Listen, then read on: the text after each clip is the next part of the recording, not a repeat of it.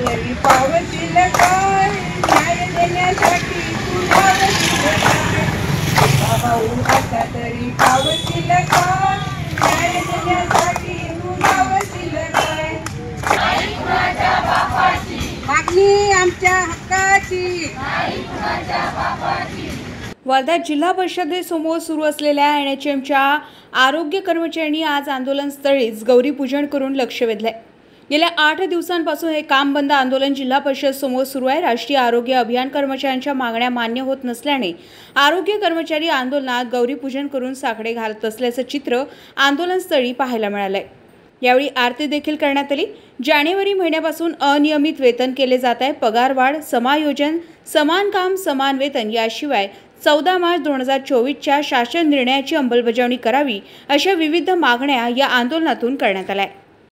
या तीज निमित्त आम्ही शासनाला हेच सांगू इच्छितो आपल्या माध्यमातून की सरकारने आमच्यावर ही तीज इथे रोडवर साजरी करण्याचा त्यांनी आमच्यावर एकदम म्हणजे काय असा दबाव आणलेला आहे। दबाव म्हणजे असा की आम्ही वाट पाहून थकून गेला आहे। कोविड काळामध्ये आम्ही एवढी महत्त्वाची आणि अत्यंत महत्त्वाची सेवा दिलेली आहे।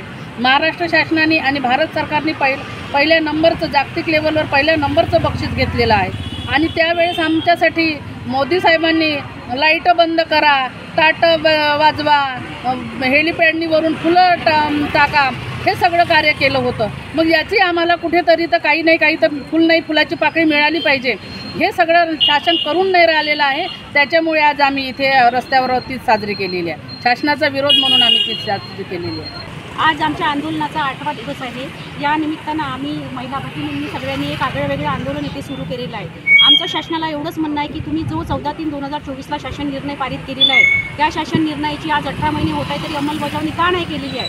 फक्त आमच्या 69 संवर्गापैकी 2 संवर्गाची तुम्ही ऑर्डर निर्गमित केलेली आहे आणि उरलेले जे समकक्ष संवर्ग आहे आमच्या ANM भगिनी आहेत, स्टाफ नर्स आहे, लॅब टेक्निशियन आहे, फार्मासिस्ट आहे व इतर संवर्ग तांत्रिक अंतरात्मिक संवर्ग आहे ज्यांनी कोरोना काळामध्ये रस्त्याने एकही चिटपाखरू फिरकत नव्हतं अशा कालावधीमध्ये आमच्या आरोग्य विभागातील कर्मचाऱ्यांनी जीवाची पर्वा न करता आरोग्याचं अमूल्य असं कार्य केलेलं आहे आणि लोकांचे जीव वाचवलेले आहे। जिथे स्वतःच्या घरचे लोक जायला तयार नव्हते तिथे आमच्या लोकांनी सेवा दिलेली आहे आणि GR निघाल्यानंतरही आम्हाला कुठेतरी वाटलं होतं आशेचा किरण निर्माण झाला होता की आता लवकर आमच्या सगळ्या लोकांचे जे 10 वर्ष कंप्लीट झालेले आहे त्यांचे समायोजन होईल।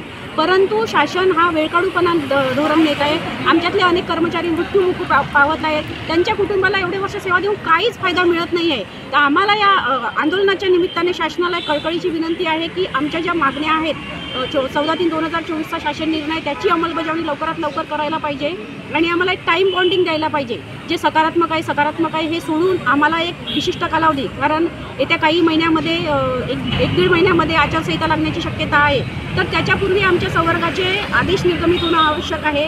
कारण कंत्राटी कर्मचारी हा एक वेठबिगारीचं जीवन जगत आहे। तर लवकरात लवकर आदेश निर्गमित झाले तर आम्हाला आणि आमच्या कुटुंबांना तसेच आरोग्यसेवा आम्ही जी देत आहोत त्या आरोग्यसेवेवर जर काही विपरीत परिणाम झाले आमच्या आंदोलनामुळे तर याला संपूर्ण प्रशासन जबाबदार राहील। आमची लवकरात लवकर मागण्या पूर्ण कराव्या ज्या काही शासनाला आम्ही दिलेल्या आहेत 18 मागण्या त्या सगळ्या पूर्ण करण्यात याव्या ही आम्हाला आमच्या वतीने तुम्हाला आम्ही विनंती करतो शासनावर।